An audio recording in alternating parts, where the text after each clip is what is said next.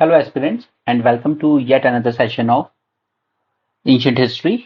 हम लोग देख रहे हैं Ancient History में रिलीजियस एस्पेक्ट और उसमें आज हमारा एक लास्ट टॉपिक है that is six system of philosophy.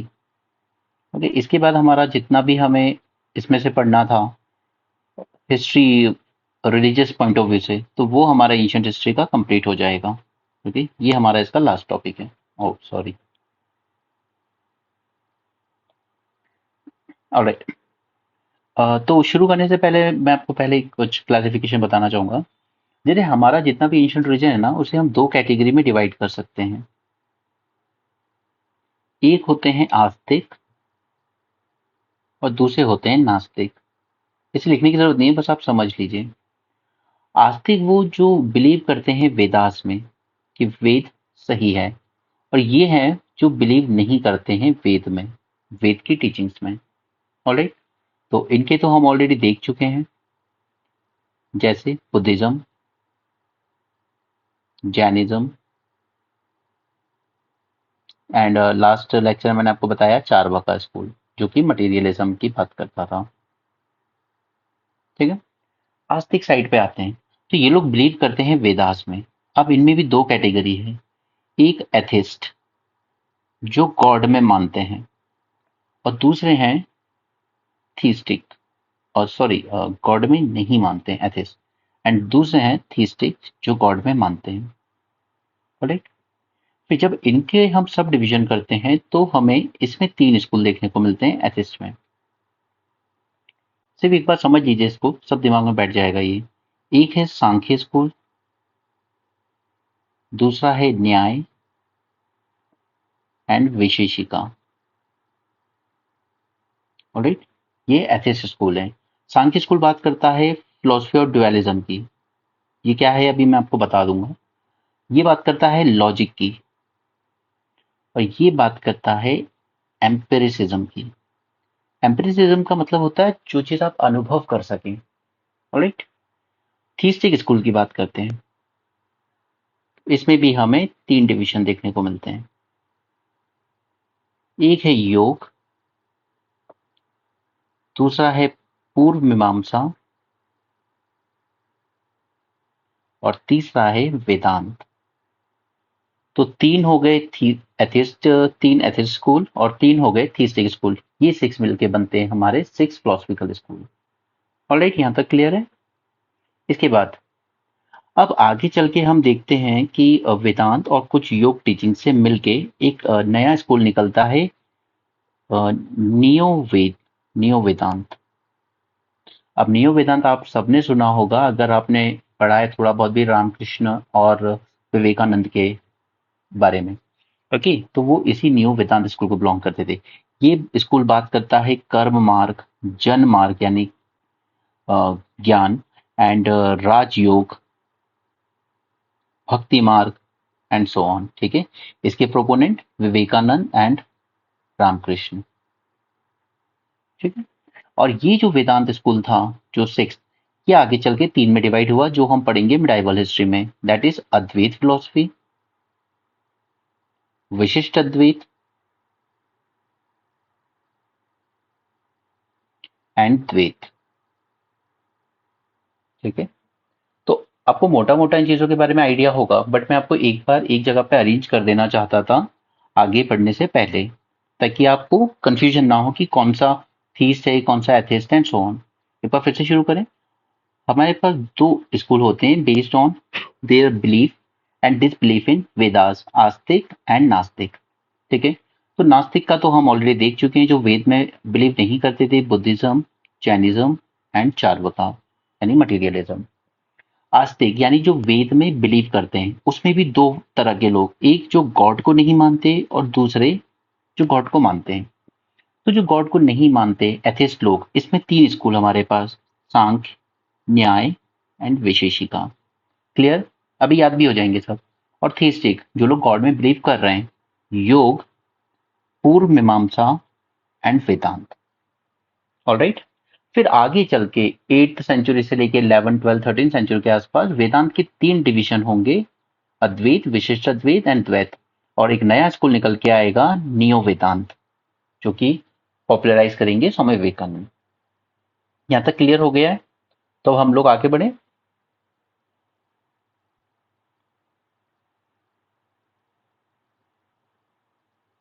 चलिए,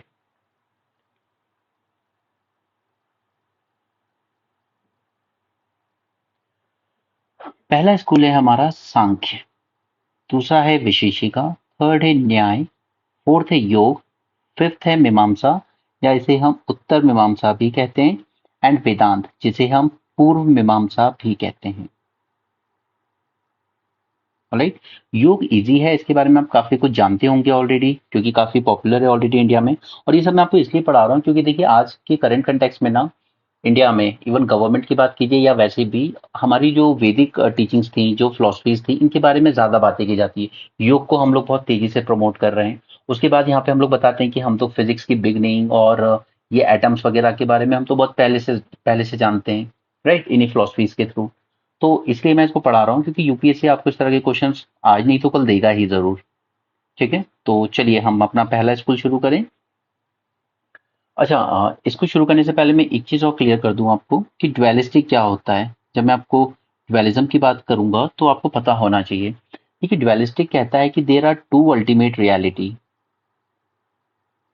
दो अल्टीमेट रियलिटी है। एक है पुरुषा और एक है प्रकृति। ठीक है, प्रकृति जो है वो अनकॉन्शियस है बट एक्टिव है। ऑलराइट। और पुरुषा जो है वो प्योरली कॉन्शियस तो है लेकिन इनएक्टिव है। I am sorry, just sorry, this a big blunder.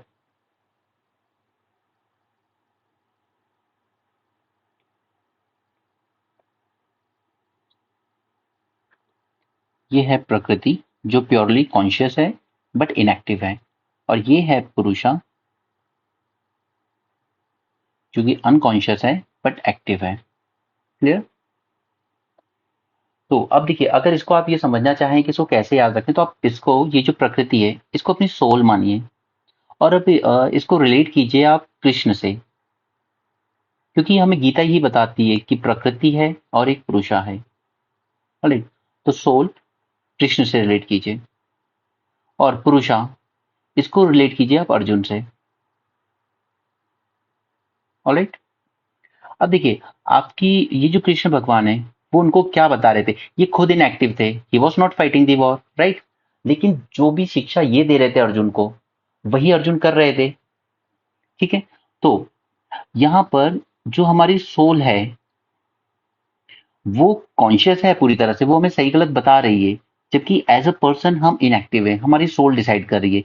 या आप ये सोचिए कि कृष्ण है जो ज्ञान दे रहे हैं अर्जुन को, राइट, और अर्जुन है जो खुद से कुछ नहीं सोच रहे हैं, लेकिन एक्टिव वही है।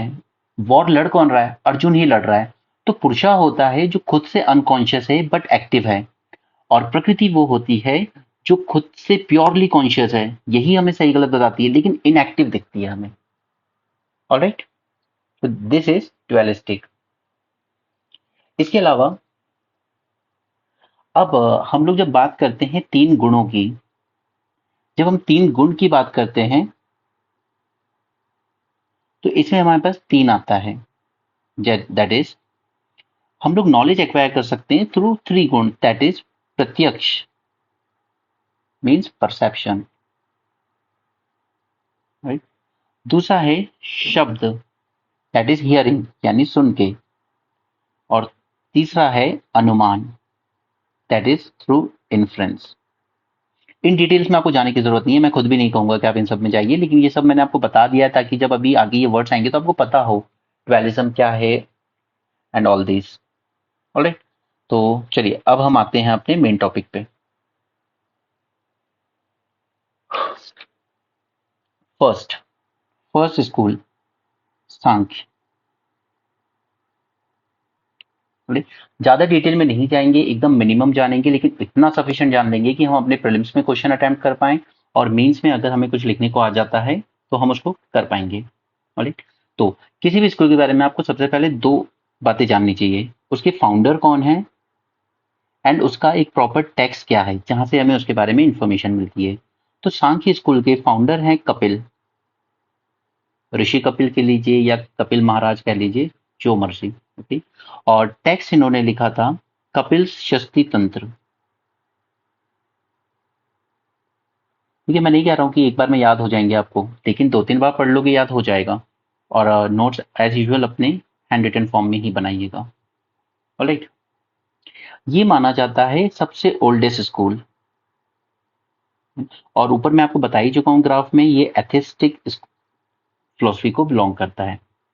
They accept transmigration of soul, transmigration of soul को एक्सेप्ट करते हैं वो। ठीक है। एंड दे बिलीव कि अगर आपको लिबरेशन चाहिए, दैट इज मुक्ति from cycle of life and death, तो वो आप अटेंड कर सकते हैं through self knowledge. Alright.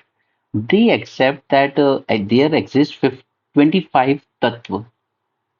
Okay. और इन 25 में से ही फर्स्ट तत्व है प्रकृति।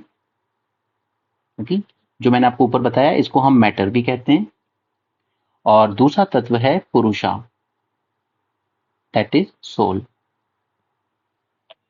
ऑलराइट। और ये रिकग्नाइज करता है कि तीन गुण होने चाहिए इंसान में, जो मैंने आपको ऊपर तीनों बताए हैं। इसके अलावा it recognize the theory of Satkaryavad. आप सिर्फ सत्कर्यवाद का मतलब याद रख लीजिए, क्योंकि कभी अगर प्रीलिम्स में उसने पूछ लिया तो वो सिर्फ इसका मतलब ही पूछेगा। इसका मतलब ये होता है कि कोई भी एक्शन अगर हो रहा है ना, तो उसके पीछे उससे पहले ही एक कॉज है। ओके। कोई कॉज रहा होगा तभी जाके वो एक्शन हुआ है, यानी कि उसका इफेक्ट हुआ है। ठीक है। ऑलराइट। सो ये है हमारे सांख्य के बारे में।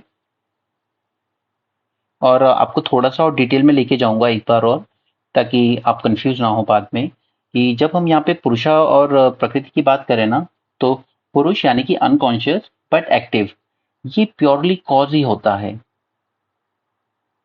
ओके। जबकि ये जो प्रकृति है, ये ना तो कॉज है ना इफेक्ट है, कुछ नहीं है ये। प्रकृति मतलब ऑलरेडी है पहले से ही, ना तो वो किसी चीज का कॉज है ना इफेक्ट है। जबकि जो पुरुष है, it is purely cause not effect. Okay. ये कॉज बनेगा हर चीज के लिए। ना भी समझ में आए ये तो आप इग्नोर कर सकते हो, बस आप जितना बेसिक हमारे एग्जाम के लिए उतना जान लीजिए। ठीक है। तो चलिए एक बार और रिवाइज कर लेते हैं साथ में।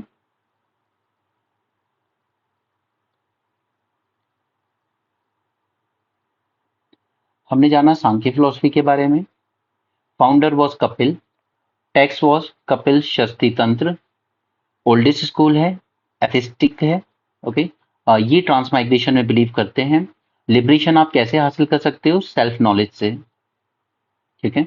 25 तत्व होते हैं, जिसमें से पहला तत्व है प्रकृति एंड 25 तत्व है पुरुषा। तीन गुण की बात करता है ये। Alright. And it follows the theory of Satkaryavad, that means हर एक जो भी हो रहा है उसके पीछे एक कॉज है। ठीक है। चलिए आगे बढ़ते हैं। पेन का कलर चेंज करेंगे। अब हम आते हैं अपने सेकंड स्कूल ऑफ थॉट पे, दैट इज वैशेषिका। अगर आप सारे याद ना भी रख पाएं तो आपको जो इंपॉर्टेंट याद रखने वो आपको बता दूंगा लास्ट में। पहले एक बार पढ़ लेते हैं सारे। ठीक है। दो चीजें अगेन फिर से जानना चाहेंगे। सबसे पहले that is founder and the text. तो इसके फाउंडर हैं उलुक कन्नड़। ये कन्नड़ लैंग्वेज की बात नहीं है, कन्नड़ उनका नाम था, या इनको कश्यप भी कहा जाता है। राइट। एंड टेक्स्ट है उलुका सूत्र। नाउ अब ये इंपॉर्टेंट स्कूल हमारे लिए इंपॉर्टेंट इसलिए है क्योंकि यहीं से हमें ओरिजिन देखने को मिलता है थ्योरी ऑफ एटम की। कि ये मानता था कि जो भी कुछ बना है संसार में वो सब एटम से मिलके बना है। तो इसी को हम मानते हैं बिगिनिंग ऑफ फिजिक्स। ऑलराइट। इसलिए वैशेषिका स्कूल आपको जरूर से पढ़ना चाहिए। ऑलराइट। क्योंकि ये स्टेटमेंट आपको जरूर मिलेगा कि बिगिनिंग ऑफ फिजिक्स हमारे यहाँ मानी जाती है विशेषिका स्कूल से, क्योंकि इसने सबसे पहले बताया था कि संसार में जो भी है वो सब एटम से मिलकर बना है। अब इसने बात की कि 5 एटम्स होते हैं और इनके अलावा 4 नॉन एटॉमिक एलिमेंट्स भी होते हैं। ठीक है, तो 5 एटम्स तो वही जो हम बचपन से सुनते आ रहे हैं, अग्नि, जल, वायु, धरती, आकाश, राइट। तो वो लिख नहीं रहा हूं मैं यहाँ पे। एंड 4 जो नॉन एटम हैं वो है, एक तो टाइम, एक स्पेस, सोल एंड माइंड। ठीक है, अब अगर आप देखेंगे तो आज जो हम लोग प्रेजेंट में ग्रेविटेशनल थ्योरी पढ़ रहे हैं, वो भी क्या कहती है कि जो पूरा यूनिवर्स है वो टाइम और स्पेस से मिलके बना है। जब भी कुछ होता है यूनिवर्स में, कोई भी कोलिजन होता है दो वर्ड्स के बीच में, ये पूरे टाइम एंड स्पेस में रिपल्स आते हैं और वही ग्रेविटेशनल वेव्स मानी जाती हैं। ठीक है, एनीवे, चलिए अभी हम काम की बात करते हैं, करंट में नहीं घुसते हैं। नाउ, ये भी रिकग्नाइज करता है ड्युअलिज्म को, मैटर एंड सोल, और ये मानता है कि दोनों एक दूसरे से डिफरेंट हैं। ओके, और अगर आप इस ड्युअलिज्म को समझ लेते हैं तो इसी से आपको प्राप्त होता है साल्वेशन। बस इतनी ही बातें जाननी है हमें वैशेषिका के बारे में। फटाफट रिवाइज करेंगे फिर से। Vaisheshika school, founder Kanada, text Uluka Sutra, okay, theory of atom, beginning of physics, 5 atom, धरती, वायु, जल, अग्नि, आकाश, and 4 non atoms, time, space, soul, mind. Time and space, इसी से हमारा पूरा यूनिवर्स बना है। ड्युअलिज्म को समझने से ही आपको मिलेगा साल्वेशन। ठीक है, चलिए नेक्स्ट पे चलते हैं।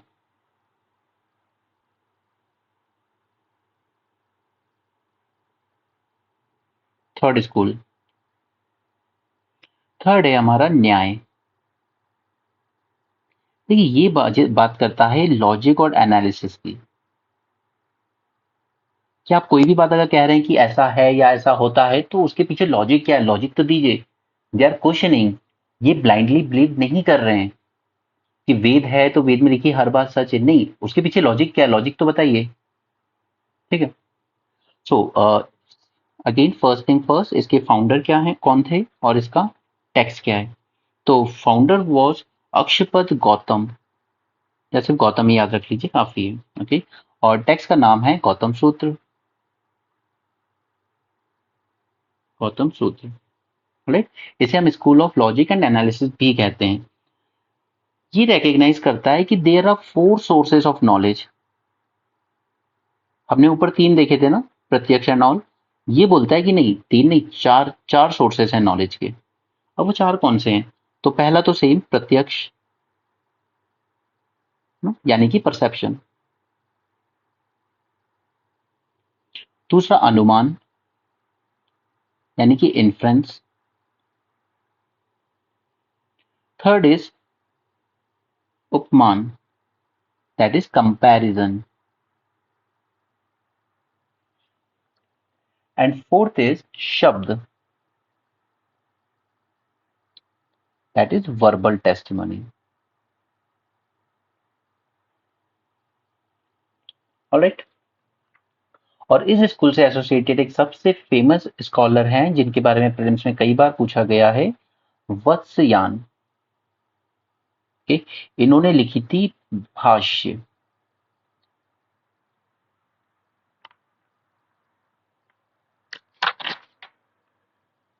ये किताब कई बार पूछी गई है एग्जाम में। ठीक है, तो चलिए अब फिर से रिवाइज करते हैं फटाफट।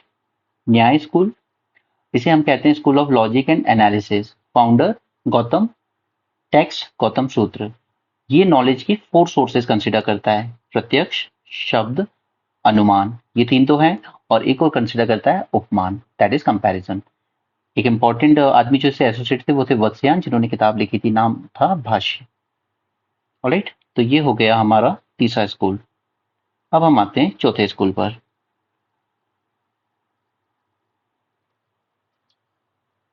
जो कि इजी है, सब लोग जानते हैं इसके बारे में काफी कुछ। योग, फाउंडर कौन है, पतंजलि। इसलिए रामदेव ने उसका नाम अपने कंपनी बोल लो आश्रम बोल लो, पतंजलि नाम रखा है। ओके, पतंजलि योग सूत्र टेक्स्ट है इनका, पतंजलि योग सूत्र। ठीक है, ये भी रिकॉग्नाइज करता है कि 25 तत्व एग्जिस्ट करते हैं, जो कि जैसा कि सांख्य स्कूल ने कहा था। बट ये कहता है कि God is not creator. God को भी ऐसा क्रिएटर नहीं मानता यूनिवर्स का, बट ये मानता है कि ये कोई एक पवित्र आत्मा है, एक्साल्टेड सोल, जो एग्जिस्ट करती है इन एटर्निटी। बोले सिर्फ गॉड को देखने का नजरिया अलग है इनका। गॉड में बिलीव कर रहे हैं बट उन्हें एज अ क्रिएटर नहीं मान रहे। एंड सबसे सेक्रेट सिंबल अगर यूनिवर्स में कुछ है तो ओम इनके लिए। ऑलराइट। इसलिए जो भी आसन वगैरह करते हो आप या प्राणायाम, तो उन सब में ओम वर्ड का ही ज्यादातर यूज किया जाता है।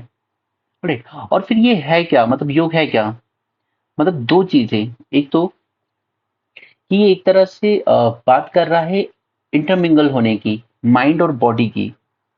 माइंड एंड बॉडी, इन दोनों के मर्ज होने की बातें कर रहा है ये, कि आप अपनी बॉडी के थ्रू अपने माइंड को कैसे कंट्रोल कर सकते हो। और इसी पर भोज ने एक कमेंट्री लिखी थी जिसका नाम है Bhojavritti. Alright. But this philosophy is not accepted by Charvakas. Not accepted by Charvakas. ये इस तरह के स्टेटमेंट यूपीएससी आपको पूछता है कई बार, तो इसलिए जान लीजिए।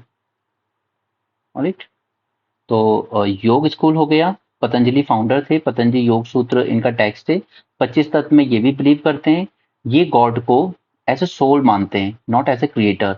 ओम is the sacred word. Asana and pranayama के थ्रू आप अपने माइंड एंड बॉडी को कंट्रोल कर सकते हैं। भोज ने लिखी थी इसके लिए एक Bhojavritti, and it is not accepted by Charvakas. Alright. So that's about Yoga. अब जो दो स्कूल आ रहे हैं वो हमारे सबसे इंपॉर्टेंट हैं। ओके, इन्हें इन्हें इग्नोर नहीं करना आप। फिफ्थ, दैट इज मीमांसा,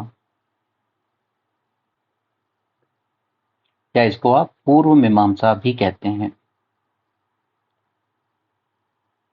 ऑलराइट। फाउंडर थे इसके जैमिनी, और इनका टेक्स्ट है जैमिनी सूत्र।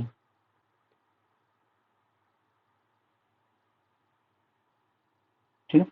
तो ये एक्चुअली कोशिश क्या कर रहे हैं, ये एक्सप्लेनेशन देने की कोशिश कर रहे हैं वेदास का, कि वेद में जो भी कुछ लिखा है ये उसको एक्सप्लेन करने की कोशिश कर रहे हैं कि देखिए जो लिखा है सच है, हम आपको इसका बेसिस भी बता देते हैं। मतलब रीजनिंग की बात होती है ना, एक टर्म होता है रीजनिंग, कि आप जो कह रहे हो ठीक है लेकिन किस बेसिस पर मान लें हम। तो ये वो कोशिश कर रहे हैं कि कहते हैं Vedas are eternal, they are infallible, and they are self existent. Alright. ये मानते हैं Vedas as source of all knowledge.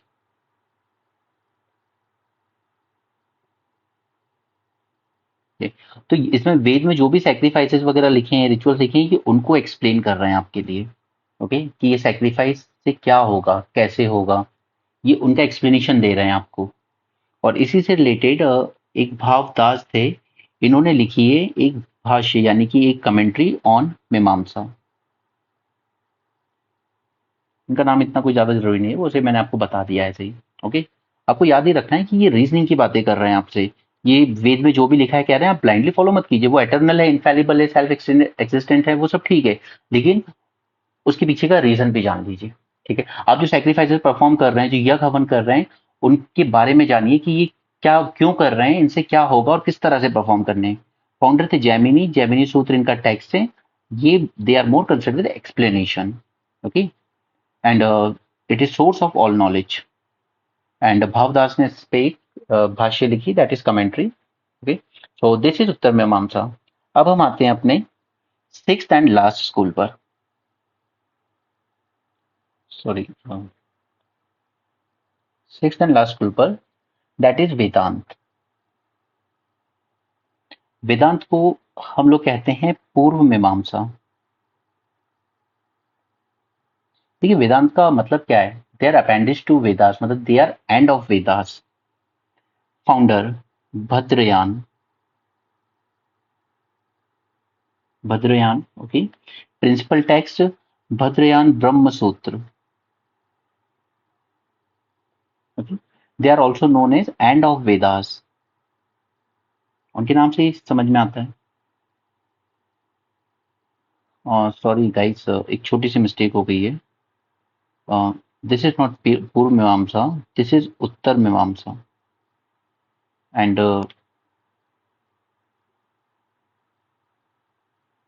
Actually मैं सुबह से 5 लेक्चर बना चुका हूँ, तो मैं तो खुद थोड़ा सा कंफ्यूज हो गया, मतलब मेंटली एग्जॉस्ट हो गया हूँ. ओके, सो दिस वाज पूर्व मीमांसा एंड वेदांत को कहते हैं उत्तर मीमांसा. थोड़ा मेंटली एग्जॉस्ट हो गया था. Anyway, let's move on to these are based on Upanishadic philosophy. Upanishadic philosophy.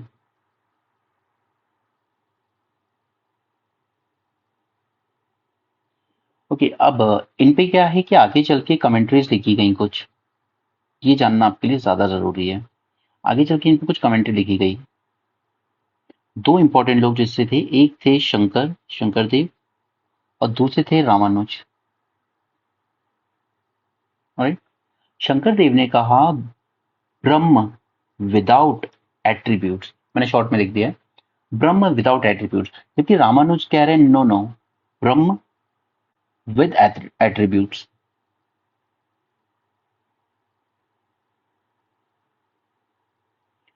Right. तो ये कह रहे हैं कि आपको अगर साल्वेशन अटेंड करना है, साल्वेशन चाहिए, तो साल्वेशन आपको मिलेगा नॉलेज से या फिर ज्ञान जन.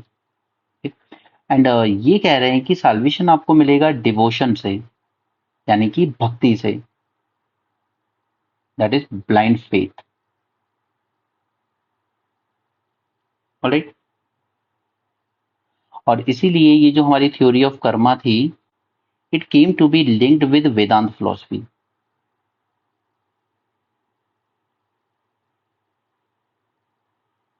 इनका मानना था कि इंसान सफर क्यों करता है, वो सफर उन कॉजेज की वजह से करता है जो ना तो वो जानता है और ना उसका उन पे कोई कंट्रोल है. ऑलराइट, ये कहती है हमारी वेदांत फिलोसफी. तो ऑलराइट, इसको भी फटाफट रिवाइज करते हैं, फिर इसको खत्म करते हैं. वेदांत, इसको हम कहते हैं उत्तर मीमांसा. भद्रयान ने शुरू किया था ब्रह्म सूत्र, और इनको एंड ऑफ वेदास ही माना जाता है. And they are based on Upanishadic philosophy. Commentaries दो लिखी है शंकर ने एंड रामानुज ने. शंकर का कहना था कि आप साल्वेशन नॉलेज या ज्ञान के थ्रू अटेंड कर सकते हैं, जबकि इनका मानना था कि नहीं, आप डिवोशन या भक्ति से अटेंड कर सकते हैं. ऑलराइट. एंड पीपल सफर करते हैं because of the reasons which they neither know not they have any control over them. ठीक है, तो ये मैंने आपको करा दिया अपनी तरफ से 6 सिस्टम ऑफ फिलोसफी. यहाँ पे हमारा रिलीजन से रिलेटेड लगभग सब कुछ खत्म हो गया है. अब हम लोग शुरू करेंगे अपना एंशिएंट हिस्ट्री का जो कोर पार्ट है, जो कि इजी होता है, आप सब भी पढ़ ही रहे हैं. तो मैं शुरू की प्रोटो हिस्ट्री, प्री हिस्ट्री वगैरह छोड़ रहा हूँ, हड़प्पन भी आप सेल्फ कर लेंगे. मैं आपका शुरू करूंगा महाजनपद से. कभी आप लोग कहेंगे कि आपको पीछे के टॉपिक्स पढ़ने हैं, तो मैं करवा दूंगा, लेकिन सी ऑनेस्टली मुझे आपकी तरफ से ऐसा कोई अच्छा रिस्पॉन्स मिल नहीं रहा है अभी. ओके, हार्डली कुछ लोग देखते हैं, कुछ व्यूज आते हैं, कुछ वॉच आवर्स आते हैं. तो मुझे ऐसा कुछ ज़्यादा अच्छा रिस्पॉन्स है नहीं अभी आपकी तरफ से. तो I will wait for few more days, जिससे उसके बाद ही हम स्पीड पकड़ेंगे. तो आप लोग अगर शेयर कर सकते हो अपने जान पहचान में, या आप लोग इसको प्रमोट करने में हेल्प कर सकते हो, तो please do it. I will be really thankful to you. And secondly कि मुझे ये नहीं कहना चाहिए, बट जिस तरीके से चीज़ें चल रही हैं, आई डोंट थिंक कि ज़्यादा लंबे समय तक कंटिन्यू कर पाएंगे, even with Indian express. Okay, because it's taking a lot of time, efforts, energy, everything, but the return are really next to nothing. Okay, so that's it from my side. Thanks for joining. Have a great day.